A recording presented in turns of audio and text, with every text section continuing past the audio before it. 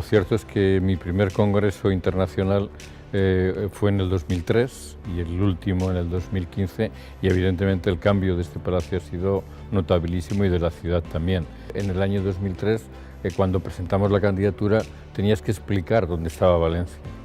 Es decir, en el 2015, cuando presentamos la candidatura en el 2011, todo el mundo conocía Valencia. Y luego, desde el punto de vista de las infraestructuras, ha cambiado radicalmente. Es decir, primero en la hostelería, es decir, en el 2003 prácticamente no había ningún hotel cercano. Ahora mismo tienes un montón de plazas hoteleras, algunas de muy buena calidad, es decir, hoteles de primer nivel, nuevos, modernos, etcétera. Ahora mismo tenemos el AVE. El AVE es una estructura que te permite una conexión directísima con Madrid, que al final sigue siendo el hub más importante de comunicaciones aéreas, y la verdad es que el cambio ha sido drástico. Drástico en todos los sentidos. En primer lugar, el Palacio se ha profesionalizado enormemente. Creo que el equipo humano y técnico que tiene el Palacio ahora es excepcional.